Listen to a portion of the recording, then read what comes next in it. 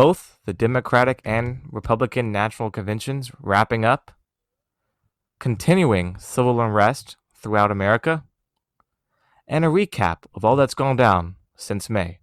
Join us today on Political Perch.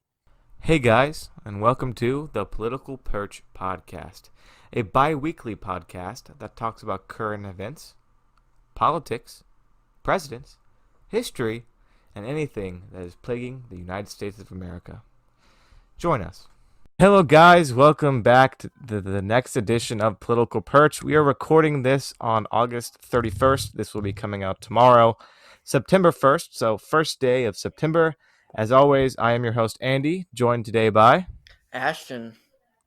And it is good to be back. Ashton, it's this being a bi-weekly podcast, it always feels like another insane stuff has gone down since then. And I know we have a lot to talk about.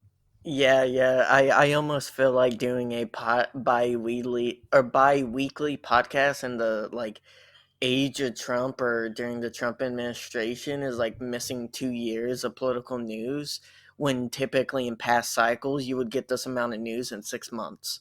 So it is exhausting somewhat, and I know a lot of people are like, oh, why didn't you talk about this? Why didn't you talk about this? It's because we're doing this bi-weekly.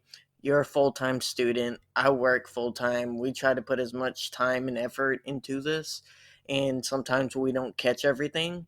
And we got a good hour or so to talk about this, and we'll try to cover as much as possible.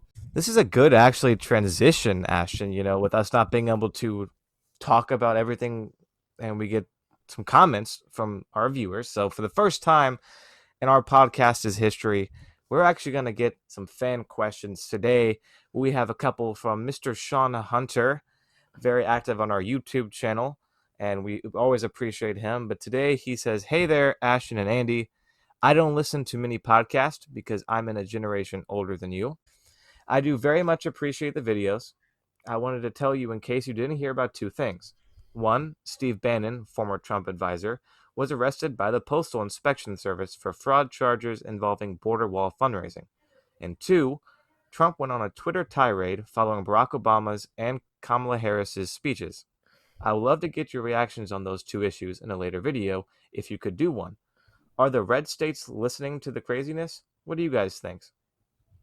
So, Ashton, what do you think? Let's tackle that piece by piece. First off, uh, will we do a video on this? Seeing the time constraints on both of our schedules, and just by the fact that we want to try to put good content out there, sometimes it's harder for us to do full on video about like certain issues. So we'll kind of give you a reaction here as much as we can. Um, with the first thing, Steve Bannon, yeah, we heard about that. I think me and you, Andy, we talked about it a little bit, and you know, Steve Bannon's always been a guy that I've never really liked, but I didn't necessarily think was like inherently crooked. But is it surprising that it was the Postal Service out of all agencies that arrested him? No, it's not surprising. A lot of people don't know they actually do have a agency part of them that does arrest and stuff, and they do a lot of good work. Parks and Rec has actually a funny episode about the Postal Service, and the agent thinks he's bigger deal than the FBI and stuff. So it's a really critical service, and this was all during the whole upheaval about the mail and stuff, and we talked about that a little bit, but Yeah, yeah, we it's did. We just didn't go. ironic. Yeah, we didn't go too much into depth about it because both me and you, Ashton, I don't think we were too surprised to hear that a former advisor of Trump was in trouble for something. It makes sense. Um, you said, it's very ironic and kind of poetic justice that the Postal Service, after being attacked by the Republicans and Donald Trump, comes back and arrests a former Trump advisor. So I found that kind of funny. Yeah, it's one of those things where it's just ironic. I feel bad for the people who donated it or donated their money to that fundraiser, not because I politically disagree with the fundraiser, but because, these are people who were giving money to a cause that they believed in, and they were getting ripped off the whole time by all the people involved in it. And that's sad, taking advantage of people. And, that happens on a lot of fundraisers for a lot of different issues, and it's wrong. And hopefully they can get some of their money back. But he was on a yacht of a Chinese billionaire. You're talking about Mr. America first, and he's on a yacht with a Chinese billionaire, and he gets arrested by postal service. So it was funny. um I feel bad for everyone who got ripped off. So let's move on to the second one. Or Andy, do you have anything to add to that? I think you said your piece, right? No, it's just I'm glad he got brought to justice. Sometimes our political system works. I wouldn't say every time. There's people that get away with things like that that have lots of money, but it's good to see that. But like you said, let's move on to the second thing that Sean brought up in his comment, which was Trump's Twitter tirade after Barack Obama's and Kamala Harris's speeches at the DNC.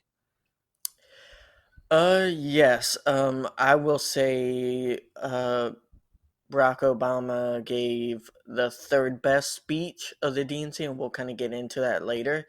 He gave a really good speech. I know some people thought his positioning was awkward, but a lot of people didn't realize he was trying to mimic the George Washington portrait of him, his portrait as president.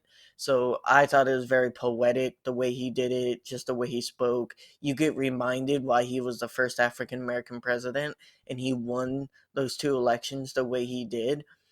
And Harris had a solid speech. I wouldn't say she was great, but then again, you don't want the VP to outshine the main candidate. Therefore, she had a tepid, not tepid speech, but she had a solid speech. And, it doesn't surprise me Trump watched it and got very angry at Obama, especially given how sharp Obama's language and kind of points were. Yeah, 100%. You look back before even Donald Trump was president, before he was gonna run in 2016. He's always been attacking Barack Obama, so it is no surprise to see when he has a pretty darn good speech on the third night of the DNC. Along with Kamala Harris's speech, which I wouldn't say was the greatest thing ever, but it did its job, it did its purpose. Shows that she's very controlling of what and knows how to speak in a very eloquent manner as a VP should, and that just makes him upset a little bit, I think, and it's always been that way, especially with Barack Obama. She didn't make a mistake. That's Yeah. your whole job as a VP candidate, is don't make mistakes. Don't become a distraction. hmm But yeah, guys, there's one more thing actually before I get to that. That was in the comment, which was he says, "Are the red states listening to this craziness?" And I will start with my reaction is probably not. Honestly, they will just brush it off as another thing under the rug just to defend anything the president's doing, especially with like when the postal service and him going in one of his conferences and his rallies saying that he thinks this will be the most corrupt like election in history. So I think they hear it, but I do not think they're listening to the craziness. I mean, there's a lot of shades to, like, what do you mean by red states? I will say, I think Republicans are listening clearly to things the president is saying, but who is a Republican, who is defining themselves still as a Republican, that's a shifting thing. And really, at least to me, I feel like independents, especially, that's the group that we're really looking at right now as being an inflection point in this election. And are they getting reached? And we'll kind of go into that a little bit more in depth in our later, or at least later in the podcast. But I tend to not think so as much. I do think he's made a little bit of ground on his own approval rating, but I don't think he took a dent in Biden's like they were hoping. Yeah, and I think we'll talk about this more later in the podcast when we go through our recap of the summer and just how things are standing, as we get closer and closer to November. But I agree with you there. But guys, just remember, as you listen to this podcast, if you're listening on YouTube and you have questions, leave them in the comment section, or if you go follow us on Twitter at the Mr. R Show, and leave us just send us a message or send us a tweet about things you want us to ask, and we'll address them in the next podcast. But we have great stuff for the rest of the show. So let's just dive right in, Ash, into our first major talking point today. That is just the convention recap. Last podcast, we touched on the Democratic National Convention. It was happening when we had our podcast come out. Now that is finished, and the Republican National Convention has both finished. So officially, it's election season, technically. RNC was broken up into 4 theme nights. Monday was Land of Heroes, Tuesday was Land of Promise, Wednesday was Land of Opportunity, and Thursday was Land of Greatness. Which the DNC really didn't have much, I would say, theming nights, but they had always great speakers. Ashton, I'll get into you.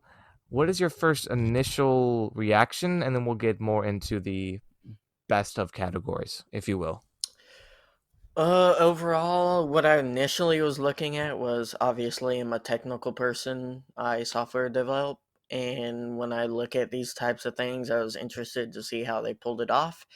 And they should give a raise to the person who was the technical head of this convention because the Republicans, it ran smoothly. Everything ran without a hitch. I thought it was impressive given the last second nature of it.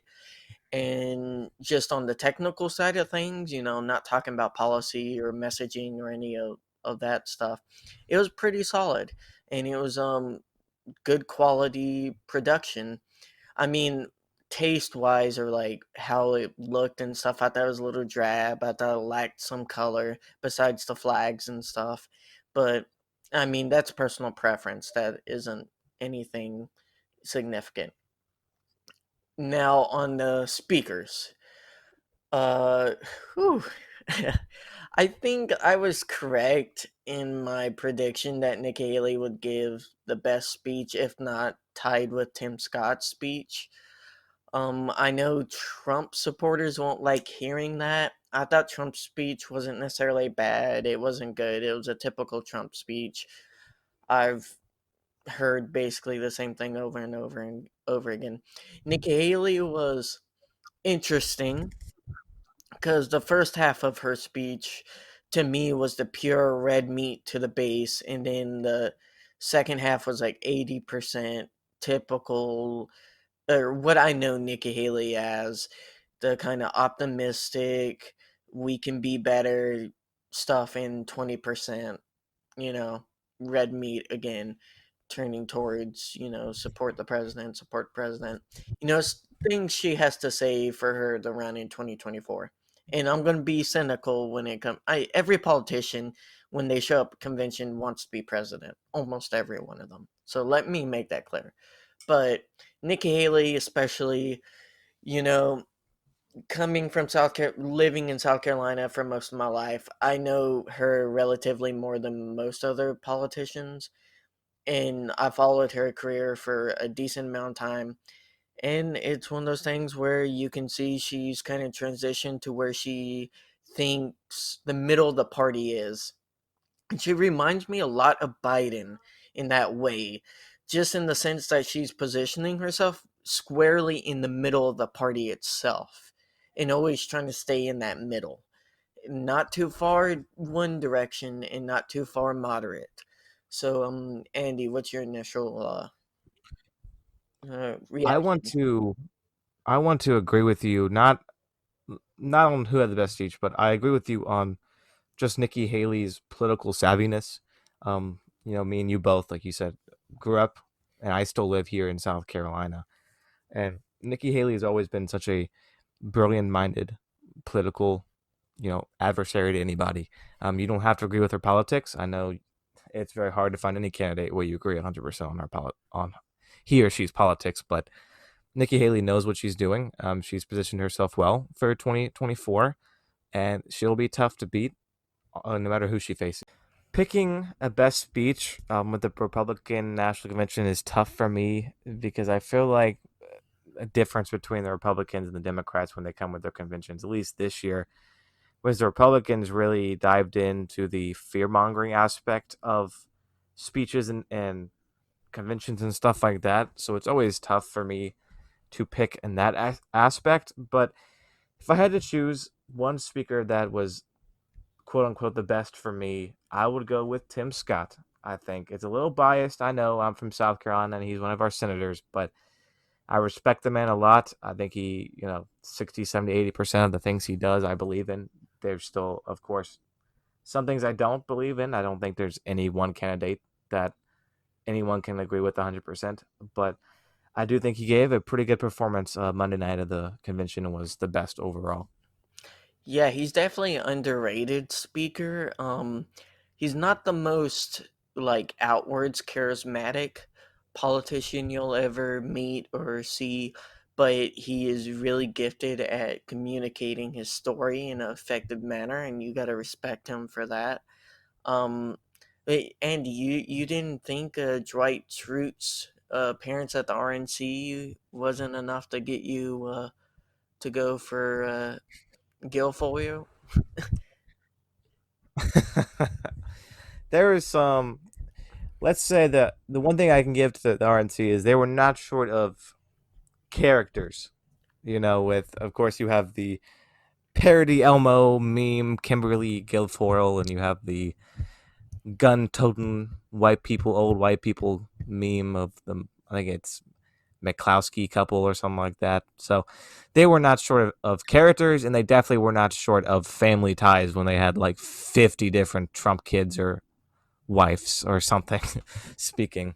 Yeah, people want to talk about nepotism on the right, but they always seem to only look at Hunter Biden and literally none of the Trump kids, which is always shocking to me. Like, not saying nepotism's right, it isn't. But if you're gonna just blindly look at one side and one kid when like Trump has like five that's literally benefiting off of his business, uh, okay, good luck with that.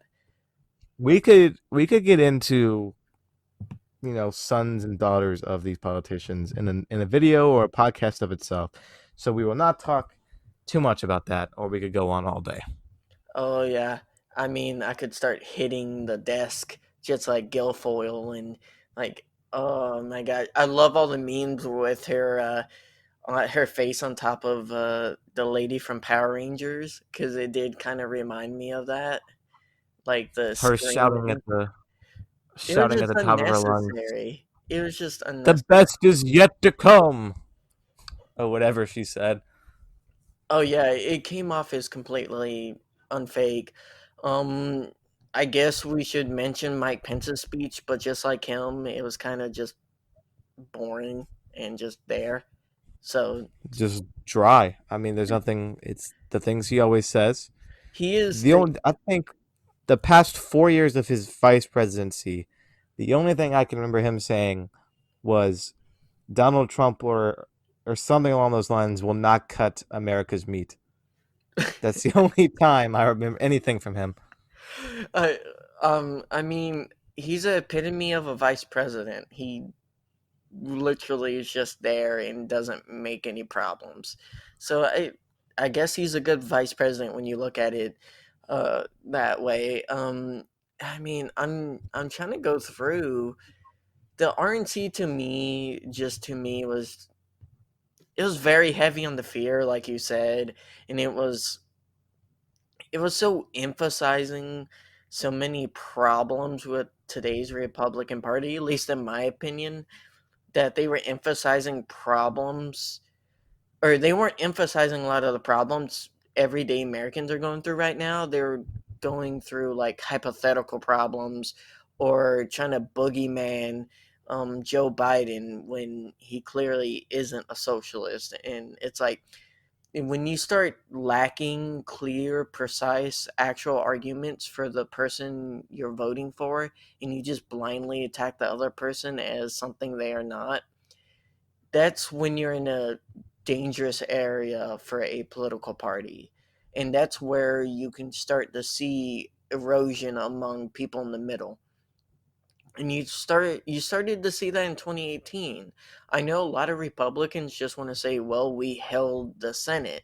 Yeah, you held the Senate, but you still lost Senate seats to Democrats in Montana and West Virginia. And you're talking about in 2018. And it's you barely held on to the Senate in red states, overtaking three senators. And yeah, you won in Florida. That was one of the only battleground states Republicans did good in 2018, but you got wiped out in the House. So it's like, to me, you have lost so many elections with this president. You really needed something different, and they kind of didn't even live up to their own weekly or daily let's say objectives for that day, or tones, or I don't know. Every week the Trump campaign says they're changing their tone, and Trump just tweets out something stupid the day after and everyone forgets about it. It's infrastructure week every week. I think if you, let's say hypothetically, a undecided in the middle independent voter was gonna watch both conventions, and that was gonna decide who he or she was gonna vote for in the election. If you honestly think about it objectively, not with any biases or your ideologies and intact, which convention would convince you to vote more? I feel like, while yes, fear does work a lot, if you come looking at it objectively, the things the Republican convention is saying, all these fear tactics, all this kind of stuff they're saying of Joe Biden's America, this will happen. All that stuff is happening in Donald Trump's America, something that Joe Biden pointed out in one of his speeches today, August 31st. So you look at both the conventions, as an independent voter, who would you be more willing to vote for? I think the Democratic National Convention did a better job convincing independent, on the fence voters to join their side and vote for Biden this coming up election. Let's be clear. Not a lot of people watch these conventions. They both got lower ratings than normal, which is understanding given the circumstance. But overall, the conventions aren't going to be something that people remember on election day. There's going to be a lot of things in between now and then that actually impact the vote. But overall, between the two, I feel like it's hard to compete with the star power of Barack Obama and Michelle Obama, and just how good of speeches they gave. Just and that's the secondary cast for the DNC. That's not mentioning Biden gave the best speech of his career. And I have, paid attention to politics for a long time, like 10, 15 years. That's the first time I've ever heard Joe Biden give such an energetic speech. I'm not saying that just because I support him. I'm saying that honestly. Like, I was surprised. I had decent expectations of him. I wasn't one of those people that was like, oh, all he has to do is come out and just like not fall over and he gives a good speech.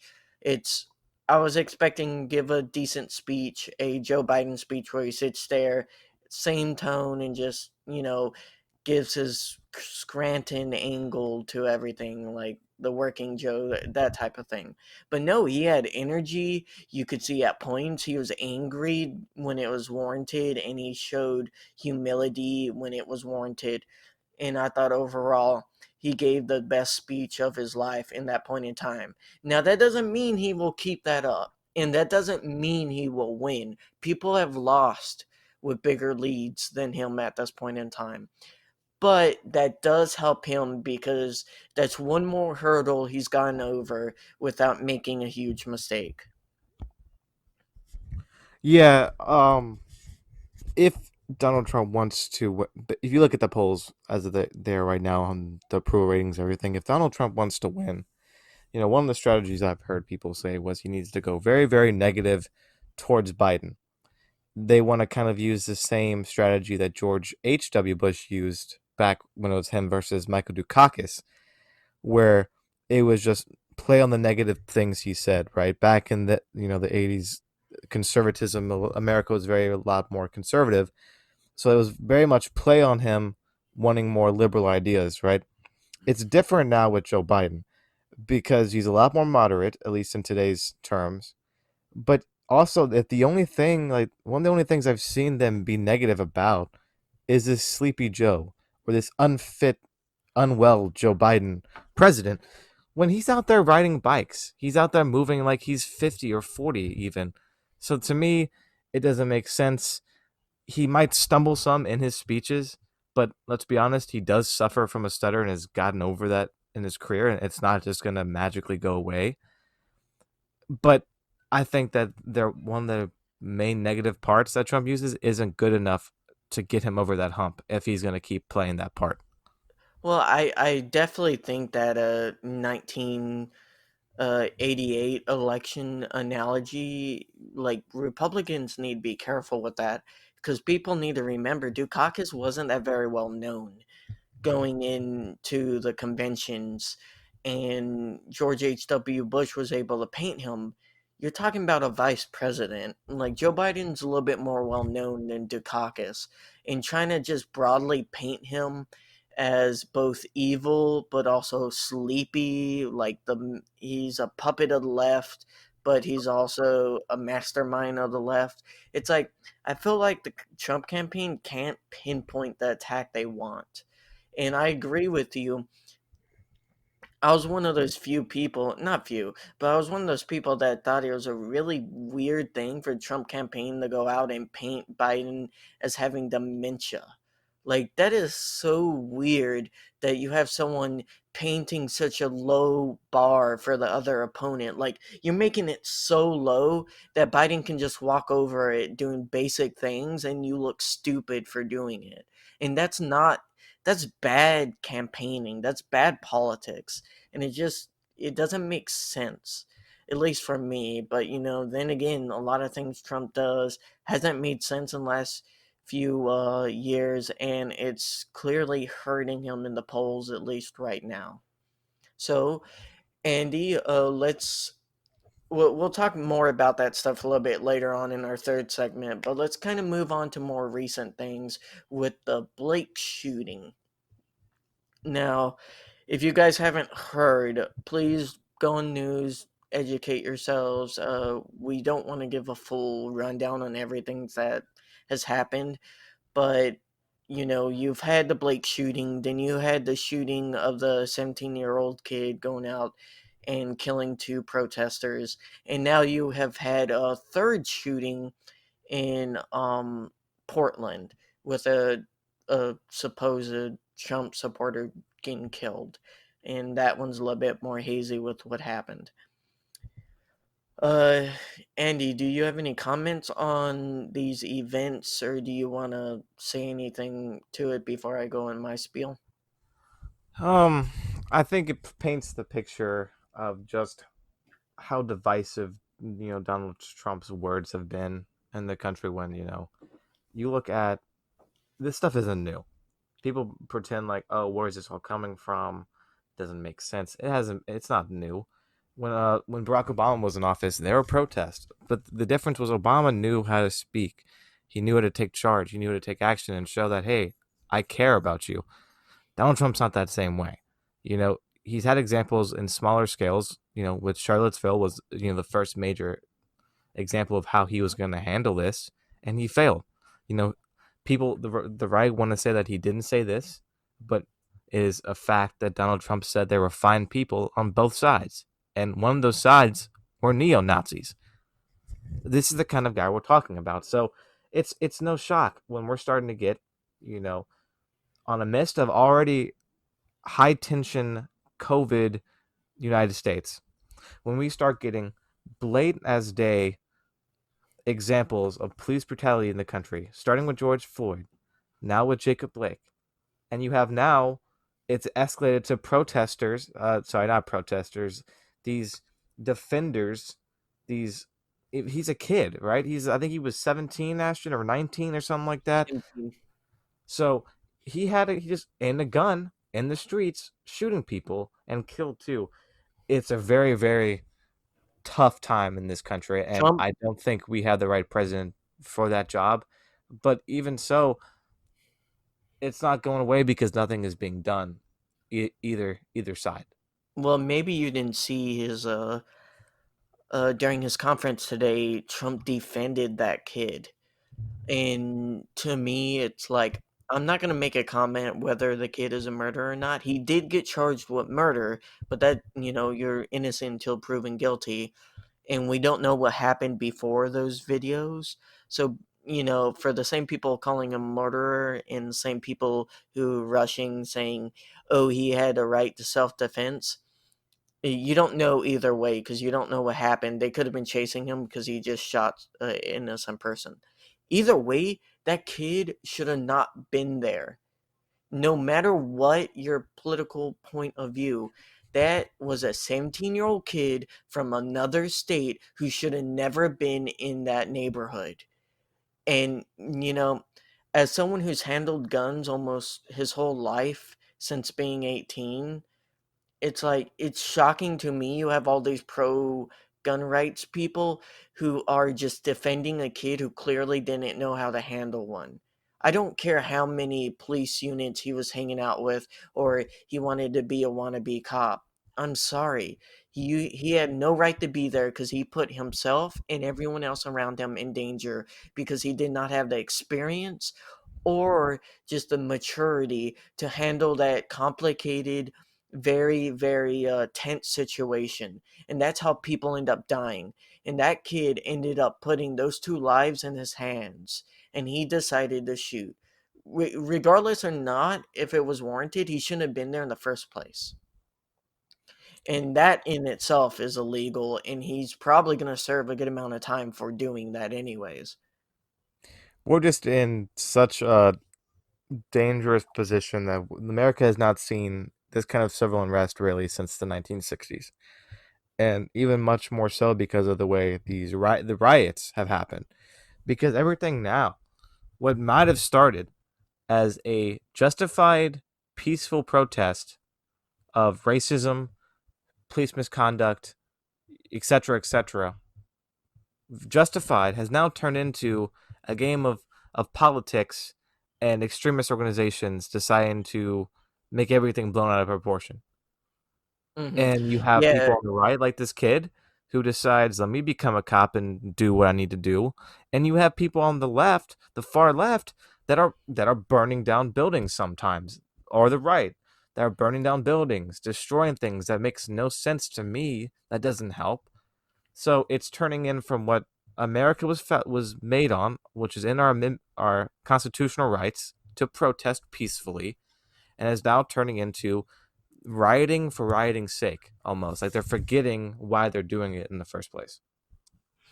Yeah, it's completely idiotic. People need to stick to protesting, and people need to separate the people who are peaceful protesting and the people who are rioting. And there's both going on at the same times, and some people are picking and choosing one or the other as the main thing they're talking about, and you can't do that. You need to talk about both at the same time, or you're ignoring half of the full conversation.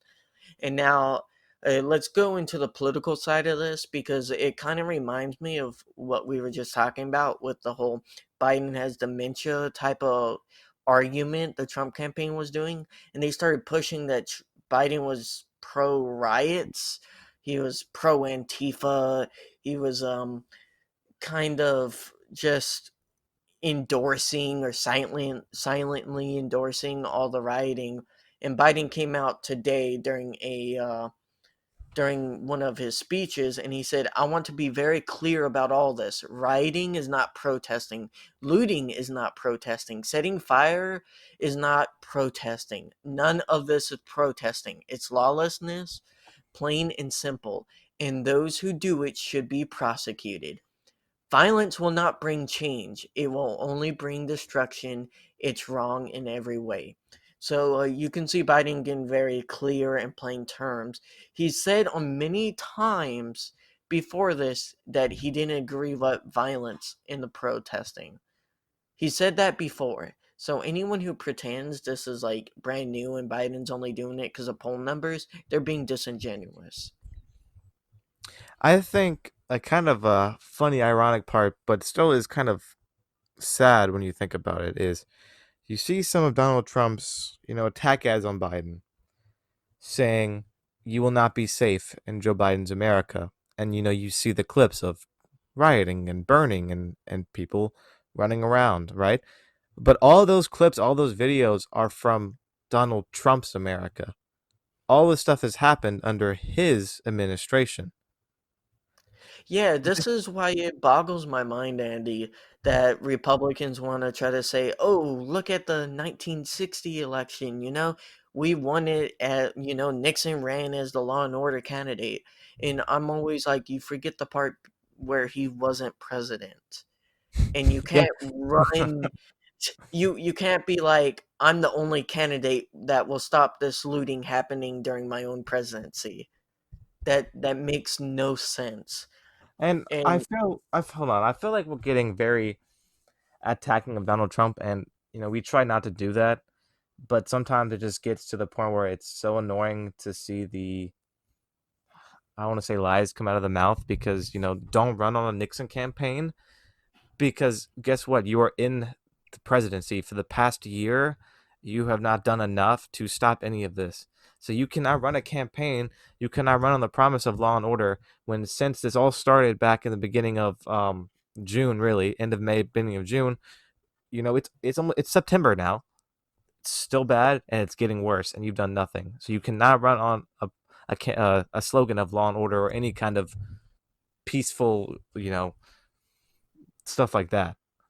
well, I know you don't like attacking Trump, but he's the one controlling the messaging on this, Andy. He could be talking about a healthcare plan he supports.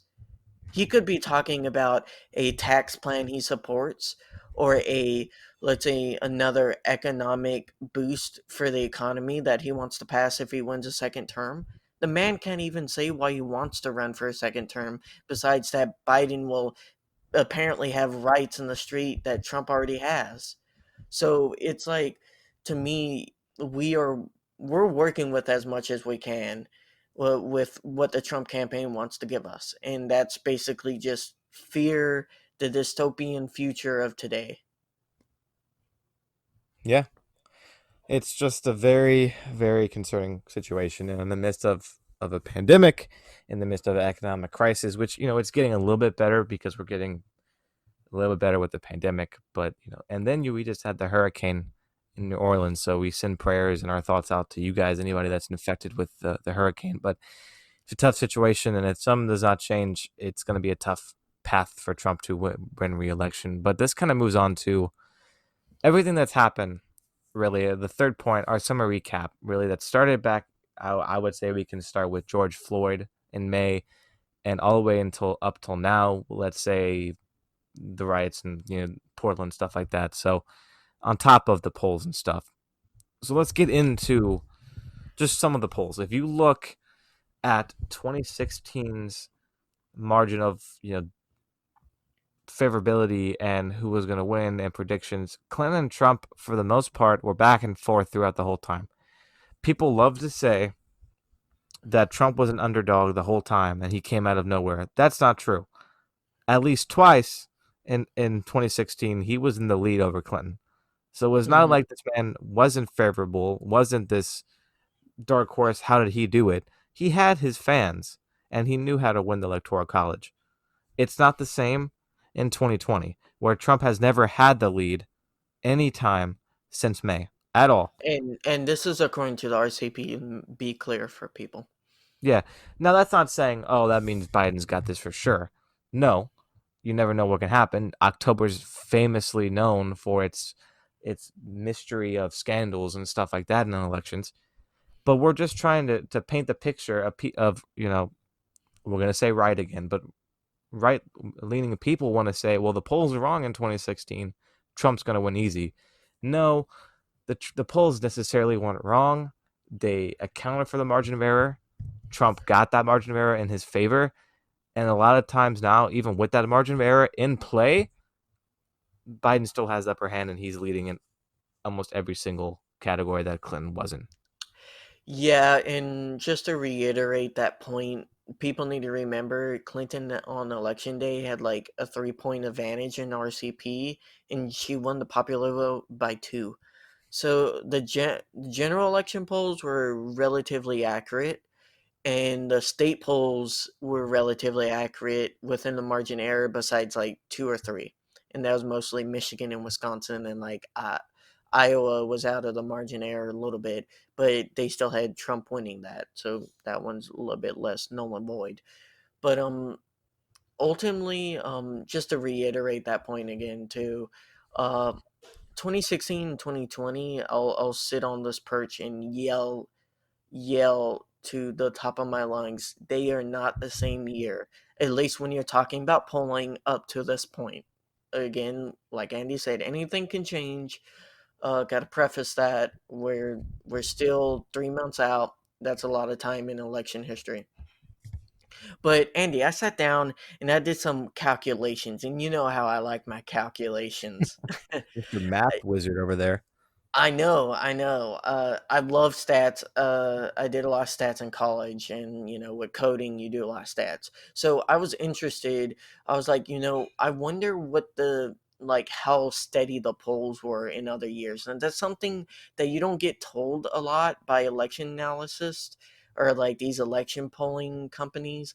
They don't really lay that out for you. So I went ahead. I took a database of all the RCP polls for the last five elections, and I looked at it, or last four, including 2020, so that's five.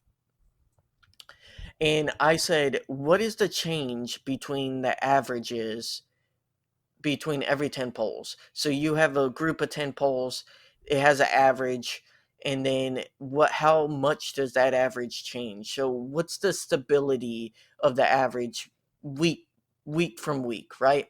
So, and I think, Andy, you can see it, and we'll probably show it on the YouTube video, maybe. But out of the last five elections, or from this election, four elections past, 2016 had the highest difference between every 10 polls out of all the other years. So every time 10 polls came out, it would have a difference of 2.6 points and change. So that means Hillary Clinton, every 10 polls, could have gone up by 2.7 points and then gone down 2.7 points. That is crazy. And just for our podcast listeners, the average change is around 2 for a election, not 2.5. And in 2020, it's 1.3. So you can expect in the next 10 polls from the current top 10 polls that the change will be 1.3 points net gain for someone, or like around net change is more better. Andy, you have any questions or any insights on that stat I just listed out? Well, Like the stability? it just shows how much Biden is well known and how steady his base is. You know, you look throughout the 2000s, right? 04, 08, 12, 16, and now 2020. Biden versus Trump, the 1.33 you said of the poll variation is the lowest out of the 2 decades of elections, right? So the next lowest was Romney versus Obama, and Obama was favored a lot the whole time. I wouldn't say it's the exact same as Romney versus Obama, uh, but I mean, it makes sense why it's not going to be as easy for Donald Trump to mount this comeback this time, or if you want to say last time too, which really wasn't a comeback, but still, it's harder for him. His path to victory is hard. It's not impossible, but it's super hard Mhm. at this point because it's almost 1.3 poll average difference between last time and this time. Yeah, and that's why I kind of did that and pointed it out, is to show it's less chaotic, and that stat just shows it. The change in polling is a lot less, and it means the numbers are a little bit more solidified for this race than other comparable races. Like you can look on the graphs too. Me and Andy can see them. The listeners can't. But when you look at the same time range from 2016, it's literally Hillary Clinton has a big lead, and then it goes down, and they're both around tied with Trump leading. And then Hillary Clinton gains a big lead again, and then Trump comes back and is leading for smaller time. And it's like this back and forth roller coaster ride.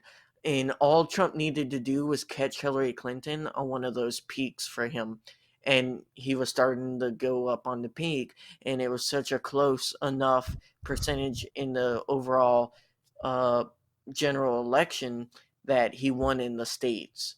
So, Another thing, real quick, Ashton, that I'll say that kind of as Trump was gaining, that next peak, where he was starting to be tired or almost take advantage of Clinton, end of October, the FBI is that's when they decided to do the investigation into Hillary Clinton's emails. That gave him the extra, 2-3 points that he needed to just barely edge on Clinton. Now, mhm. I'm not going to say hypothetically because we never know, but maybe if those not the election, the email investigation didn't happen to have to happen right on a week before the election, that might have been enough for Clinton to edge off Trump. This time Mhm. it's different. Well, we don't know actually because October, like I said, is famous for stuff like that. Trump has to get some kind of miracle that will put Biden in such a position that he would have to lose above 6 points of a lead, which is almost impossible, not impossible, but it's only happened less than a handful of times in American election history. So Andy, you want some more numbers? I Give got me numbers give me for those days. numbers, Ashton. You know how I Numbers. like them. Okay. So I went ahead and I went through 538's state averages. They average out polls and give them different weights. They're a decent source. I don't like them as much as RCP because they're a little bit more biased when it comes to certain things, but I went ahead and applied some margins to them, or the margin of error from 2016, from their polls to the results. So I think they had Trump winning or losing Florida in 2016, and it was only by a small margin, and it was like by 2 points. So I apply that to what they give Trump right now in that state. And I did that for every state, swing state in today's election or this year's election. And what I found was interesting. So, in most states, of course, it was a margin error in favor of Trump. So, in every state but Nevada, he gained ground on Biden, but he still loses the election.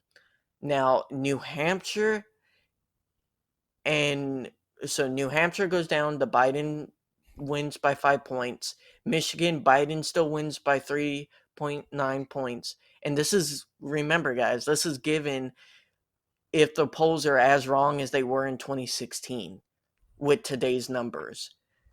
Wisconsin, Trump wins by zero point 0.1 percentage. Razor thin right there. Pennsylvania, Biden wins by a point. Florida, Biden wins by 3.5 points. Minnesota, Biden wins by a point.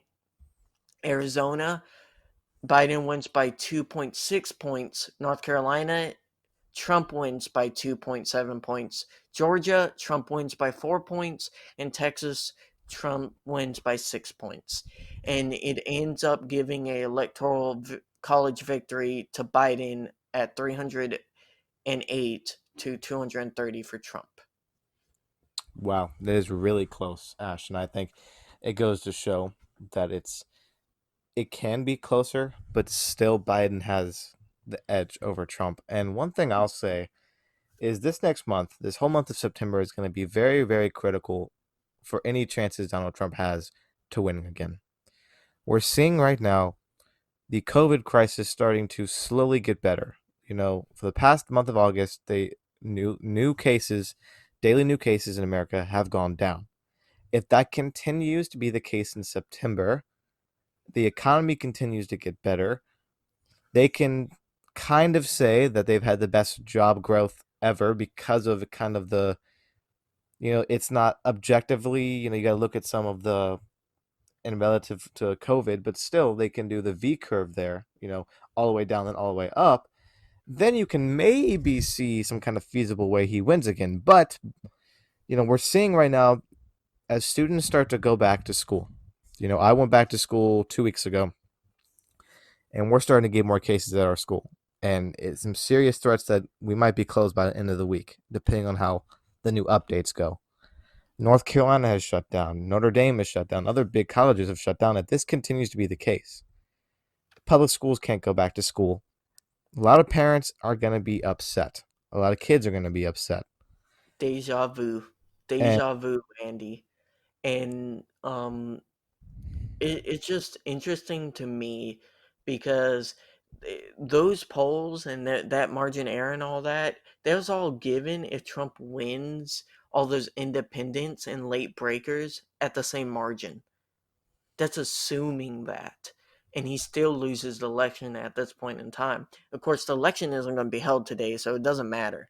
But I think it underscores the point that, you know, we heard 2 3 months ago that like the pandemic was going to be receding, that Trump was going to start winning because it was going to be better and stuff.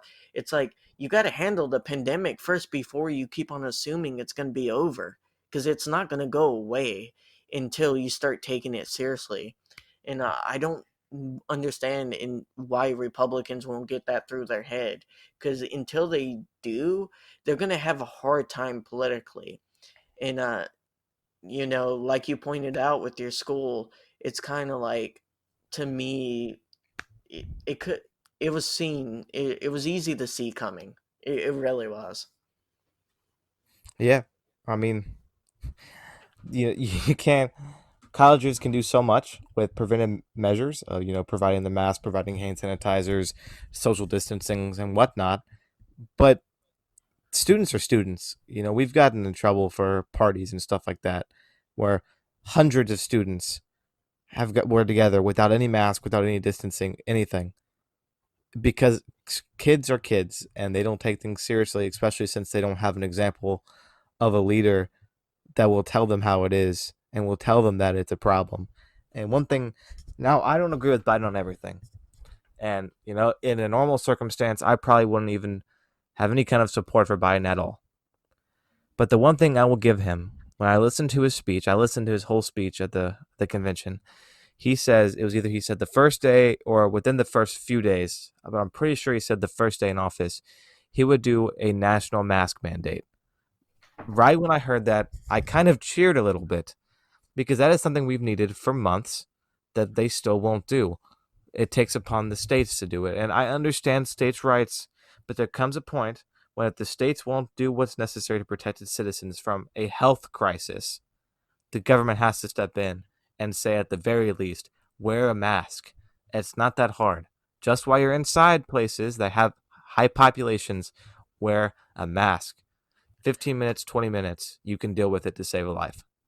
And the funny thing is, normally we wouldn't have to say this. You wouldn't need a mandate at all, because people would just assume, oh yeah, wearing them, like if it was normal president and they weren't like making mask a political thing, people would be like, oh yeah, I'll wear a mask.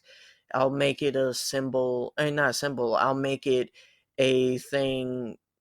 You know what I mean, Andy? It's kind of like that thing where when you see someone fall over that's an older person, you assume people will just go over there and help them, because that's just the American thing to do, is help out someone. You go out of your way, you're spending some of your time doing it, but you're doing it because it's your fellow American.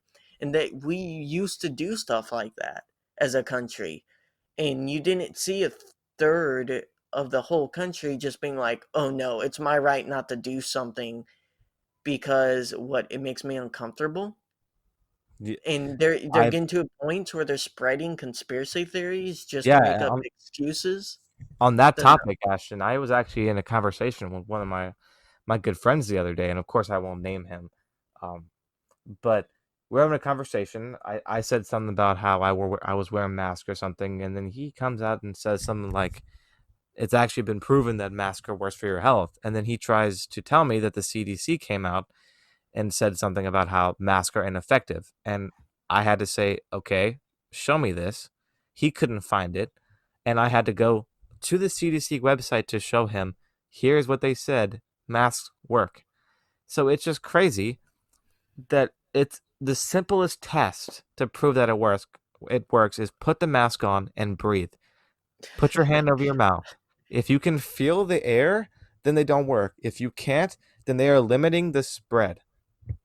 It's like common sense, Andy. It's like when we're both not rocket scientists, but we understand if it's an airborne virus and you're not breathing out like past the mask, you're gonna limit the spread somewhat. It's not perfect. No one's saying it's perfect, but it's meant to limit the spread of it as much as possible. That's why it makes no sense.